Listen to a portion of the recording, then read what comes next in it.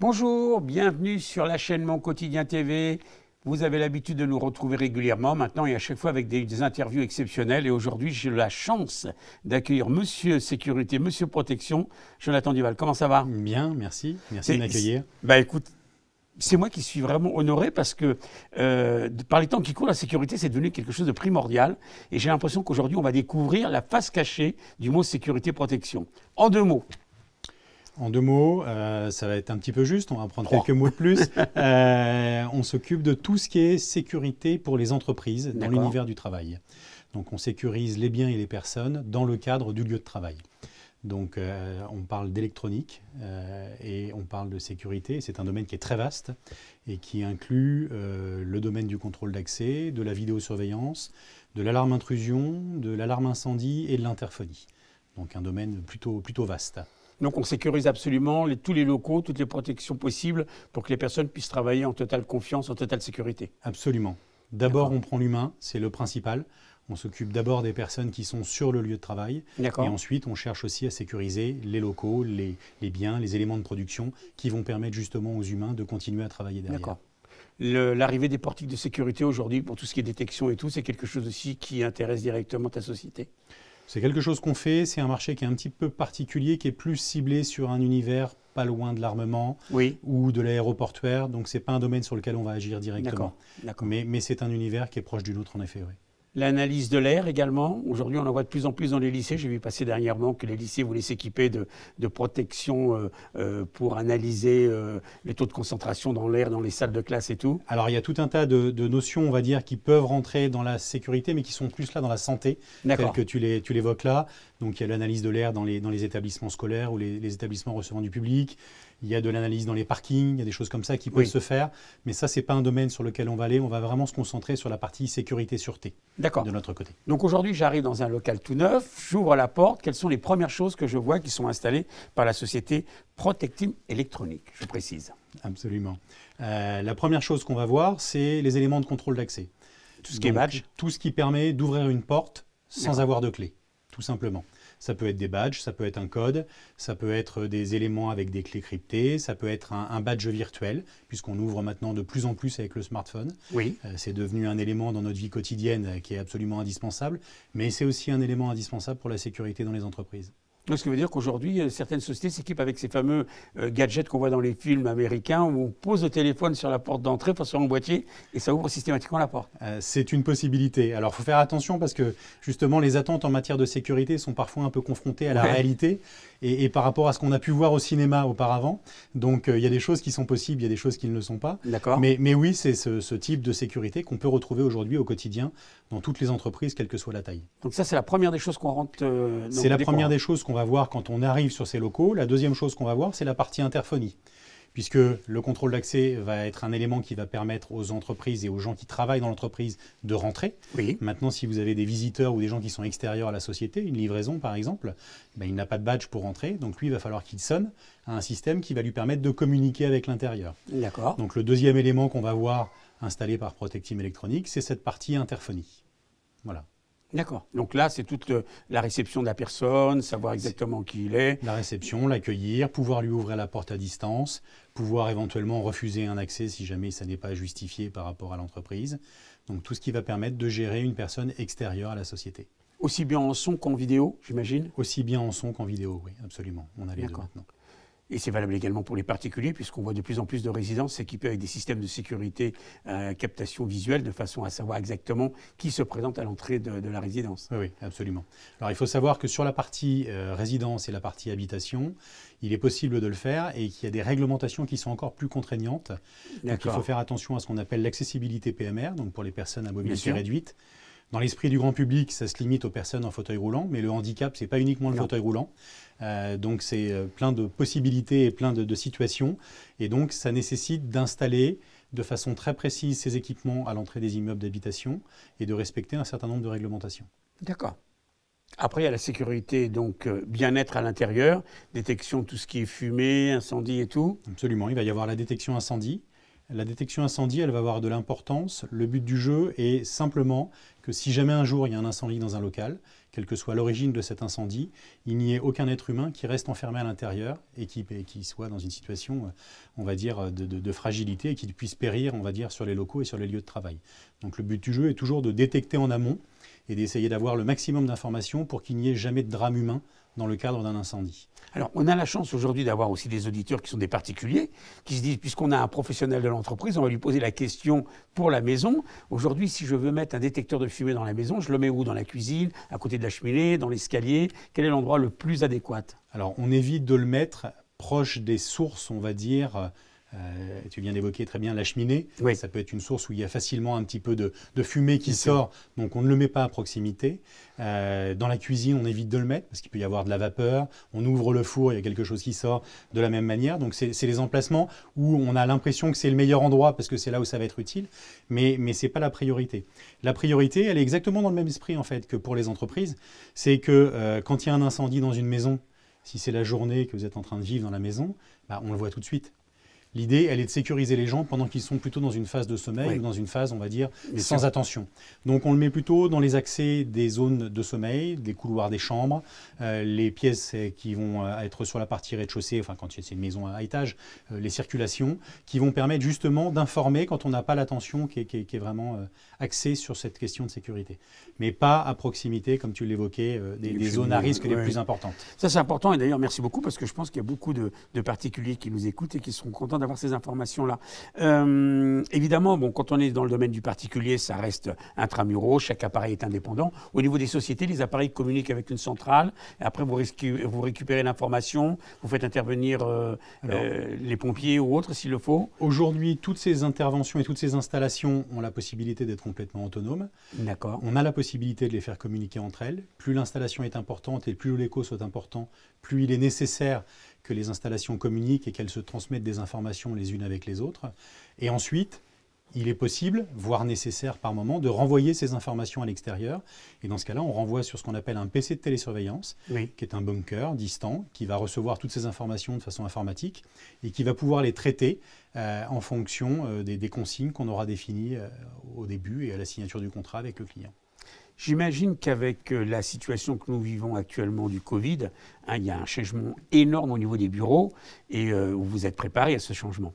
Alors on est préparé parce qu'on avait anticipé un certain nombre de choses. Maintenant, on est un petit peu confronté, comme tous, à une évolution qui a été un peu rapide. Et on le voit, le télétravail et la façon de travailler des gens depuis un an a changé de façon radicale et on ne s'y attendait pas, du moins pas avec autant d'importance. Donc ça a mis un coup de booster sur un certain nombre de choses et ça nous oblige à revoir et à repenser avec nos clients justement la façon de sécuriser les locaux, puisqu'on se retrouve de plus en plus avec des immeubles qui sont vides ou très peu occupés. On se retrouve avec de l'absence de personnes à l'accueil. On se retrouve avec des besoins en matière de télétravail et donc une accessibilité aux locaux qui peut être 24 heures sur 24, 7 jours sur 7. On se retrouve avec des contraintes économiques qui sont arrivées suite à cette situation, qui sont importantes. Et donc les sociétés ont plutôt tendance à envisager de réduire la surface qu'aujourd'hui ils occupent et donc d'envisager le travail différemment demain. Donc d'envisager le travail différemment, ça nous oblige à intégrer la sécurité dans cette nouvelle conception du travail et à voir comment on peut amener un confort de vie pour l'utilisateur et pour le salarié, tout en utilisant des locaux de façon flex office, du télétravail, on prend un bureau qui n'est pas le sien, on s'adapte. Donc tout ça, ça amène à amener une vision différente de l'entreprise. Et on y travaille quotidiennement et tous les jours, on invente de nouvelles choses. J'imagine. Pour toi, cette sortie de Covid, tu la vois comment au niveau des espaces de travail? Est-ce qu'on va revenir au bureau ou est-ce qu'à ton avis, on va continuer sur cette lancée qui consiste à d'ailleurs s'expatrier? Puisque là, je regardais encore ce matin au journal télévisé où des Français sont partis travailler à Fonchal, à Madère et sont en liaison toute la journée, puis avec à 16 heures les pieds dans le sable. Ça va être compliqué pour refaire venir ces gens-là à la Défense, par exemple. Ça va être compliqué dans plein de situations. On sent qu'il y a un mouvement qui a été initié et qu'il va être difficile de revenir en arrière. Maintenant, on sent aussi qu'il y a un vrai besoin de communication, de lien social. Et donc, l'entreprise, la cantine, même si on grossit le trait, sont une vraie nécessité et que rester uniquement à distance, parler à travers un écran, n'est pas forcément ce qui amuse le plus. Alors, il y a un côté sympathique, hein, surtout quand on est en Île-de-France comme nous, d'éviter les bouchons, d'éviter la circulation, c'est un côté agréable. Maintenant, on s'aperçoit que le lien social est primordial. Donc, les gens ont besoin et envie de revenir. Mais on s'aperçoit aussi, l'économie étant là, qu'on n'a peut-être plus besoin d'avoir 1000, 2000, 3000 mètres carrés et que les gens n'étant pas là au quotidien en permanence sur le lieu, on peut peut-être revoir la chose différemment et donc ça amène à repenser. Donc la sortie de Covid aujourd'hui, elle amène pour la majorité de mes clients une vraie réflexion sur l'organisation de l'espace de travail. On serait tenté de croire que finalement ils vont faire des économies parce qu'ils auront moins de mètres carrés, ce qui n'est pas du tout le cas finalement. Parce qu'ils vont peut-être économiser sur le mètre carré, mais il va falloir faire des installations complètement différentes. Il va y avoir une économie, je ne sais pas aujourd'hui mesurer si cette économie va véritablement se ressentir au niveau du résultat des entreprises, je ne sais pas dire. On va perdre de la surface, c'est sûr, on va amener des équipements différents, oui. Donc c'est une certitude. On va avoir moins de besoins, les espaces de travail vont être réduits, il y aura moins de postes de travail, donc je pense que ça va s'équilibrer assez naturellement. Ce ne sera pas forcément une économie massive comme on pouvait l'imaginer, parce que ça impose d'avoir d'autres outils, d'autres approches, d'avoir des équipements de haute qualité d'un point de vue technologique, et donc de voir la chose différemment. Et on est de plus en plus aujourd'hui sur les entreprises, sur une phase où on essaye de développer des solutions sur mesure pour les entreprises, de façon à apporter une fluidité et à ce que ce soit le plus simple possible pour les salariés derrière. Parce que c'est toujours pareil, externaliser les employés de l'entreprise, ça veut dire aussi que le matériel informatique va sortir du blocos, comme on disait nous dans une société américaine pour laquelle j'ai travaillé, où on avait déjà les open space il y a de ça une dizaine d'années. Hein. Mais par contre, il faut tout sécuriser parce que l'ordinateur qui est au fin fond de l'Auvergne et qu'il est tranquillement dans sa ferme à travailler, est-ce qu'il va être protégé? Est-ce qu'aujourd'hui les liaisons sont protégées jusqu'au central? Ça va être compliqué peut-être aussi à mettre en place. Il y a une vraie problématique et là on arrive sur l'évolution, on va dire, de la société qui se fera, je pense, dans les prochaines années. Oui. La sécurité, qui était la sécurité des entreprises aujourd'hui, se faisait de façon extrêmement locale. Oui. Aujourd'hui, on est à cheval entre l'aspect sécurité locale au sein des locaux et la notion de ce qu'on appellerait de façon générique la cybersécurité, qui oblige à regarder la sécurité de façon plus globale, avec une approche informatique et une approche de cette problématique distancielle que nous avons chez les salariés. Alors Protect Team demain, ça sera quoi? Ça sera de la cybersécurité en plus, ça sera... Protect Team demain, ce sera la même chose qu'aujourd'hui, avec des fonctionnalités complémentaires, avec des services complémentaires pour les entreprises et avec une intégration de cybersécurité, certainement, pour la partie espace de travail. Dans les nouveautés, on a le droit à un petit scoop aujourd'hui? On n'a pas de scoop. Véritablement, on est en train de développer des solutions justement pour des entreprises et on avait encore de nombreux cas qui se sont présentés cette semaine, donc c'est vraiment un sujet quotidien sur des entreprises qui aujourd'hui se posent la question comment faire pour accueillir nos salariés avec le plus de flexibilité. C'est-à-dire que demain, tu as envie d'aller travailler dans ton entreprise mais tu n'avais pas prévu, il se trouve qu'à la maison, ce n'est pas pratique, donc... L'organisation familiale fait que, et tu décides d'avoir cet après-midi à 14h un rendez-vous à l'entreprise. Et donc, il va falloir que tout ça se fasse de façon naturelle, par le biais d'une application, puisqu'aujourd'hui, quasiment tout le monde a un smartphone, une tablette, un ordinateur, qu'on puisse se connecter, savoir si on a de l'espace disponible au sein des locaux, si on a de l'espace disponible, à quel moment on peut y aller, quelle est la partie qu'on va pouvoir utiliser, comment on va pouvoir rentrer dans les locaux. Et donc tout ça, ça va nécessiter de faire communiquer tout un tas de systèmes qui ne communiquaient pas ensemble auparavant. Donc on est vraiment sur cette phase de développement qui est une période très importante. J'imagine que la sécurité du parking des sociétés, des grands parkings souterrains qu'on pouvait connaître par le passé, c'est quelque chose qui vous intéresse aussi, non? Parce qu'il faut sécuriser, il faut aussi essayer de rentabiliser ces parkings qui aujourd'hui, ne serait-ce qu'on parlait tout à l'heure de la Défense, il y a beaucoup plus de places disponibles dans leurs parkings qu'avant. Il y a de la place disponible partout à la Défense. C'est vrai. En dessous comme en dessus. Donc, oui, j'ai entendu parler de ça. C'est une vraie problématique pour la Défense aujourd'hui. Il est même question de faire apparemment des appartements dans certains bureaux parce qu'il y aurait trop de mètres carrés disponibles. C'est un sujet, dans l'univers du bâtiment, j'ai lu ça aussi et on a discuté avec certains clients, de transformer des immeubles de bureaux en appartements derrière. Mais ça, c'est un sujet qui est certainement apparemment beaucoup plus complexe qu'il n'y paraît pour oui. l'univers du bâtiment. Donc, je ne rentrerai pas dans ce Non, domaine-là, on va les laisser ne maîtrisant pas. Oui, les parkings sont à sécuriser de la même manière. Sur les parkings, deux grands axes qui sont la vidéosurveillance, oui, qui est un élément primordial, puisqu'il y a à la fois un effet dissuasif et un effet sécurisant pour les utilisateurs, et puis la sécurité incendie que nous évoquions tout à l'heure. Oui. C'est vraiment les deux gros sujets qui sont dans les parkings. Et c'est deux sujets qui sont très importants parce qu'il y a une notion de malveillance, à la fois les craintes pour les utilisateurs de parking, mais aussi pour les voitures qui sont stationnées. Et il y a une notion de risque qui arrive de plus en plus fréquemment avec la notion de véhicules électriques. J'allais y venir. Puisqu'on a beaucoup de véhicules électriques maintenant, beaucoup de zones de recharge, oui. Des risques. Électricité, donc risque. C'est très fiable, ça marche très bien, mais ça n'empêche qu'il peut y avoir de temps en temps un accident. Donc un risque important. Et puis des équipements qui sont installés, des équipements techniques dans ces parties un petit peu cachées et qui a besoin de sécuriser de la même manière. J'ai interviewé dernièrement un pompier qui me disait qu'ils avaient une grosse problématique quand ils venaient sur une intervention feu. Par exemple, ils allaient couper le courant du parking, mais ils ne savaient pas qu'il y avait une ligne qui avait été tirée de l'habitation juste au-dessus, qui arrivait sur la place de parking. Et finalement, la place de parking était alimentée en électricité. Bon, ça, au niveau des bureaux, c'est impossible. Alors, au niveau du bureau, normalement, c'est impossible, quand c'est bien fait et bien suivi. Après, on n'est pas à l'abri de quelqu'un qui cherche à bricoler. Ouais. Dans l'immeuble d'habitation, c'est une vraie problématique. C'est une problématique. C'est une vraie problématique parce que la recharge des véhicules électriques est un vrai souci en termes de consommation électrique. Et donc, les locaux ne sont pas toujours adaptés pour pouvoir accueillir des zones de charge très importantes. Donc, chacun essaye d'avoir sa solution la plus facile et la moins coûteuse. Donc, Protecteam, les bureaux, un peu de grands commerces, style centres commerciaux, tout ça ?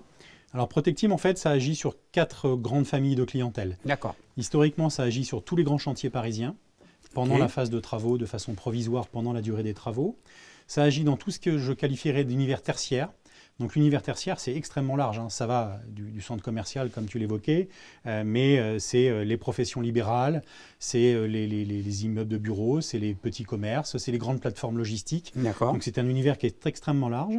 Troisième grande famille, les copropriétés. Donc, oui. On agit dans les parties communes. On ne traite pas avec le particulier. On ne fait pas justement cette installation.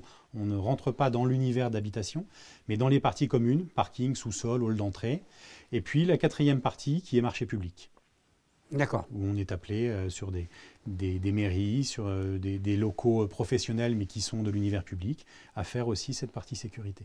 Il y a un gros développement au niveau des caméras, au niveau des centres-villes, des petites communes. Par exemple, en Seine-et-Marne, on n'est quand même pas des communes importantes, puisqu'on est à 5, 6, 10 000 habitants. Et aujourd'hui, c'est rare de rentrer dans une ville sans qu'il y ait une protection vidéo. C'est une vraie nécessité pour les villes aujourd'hui. Oui. Ouais.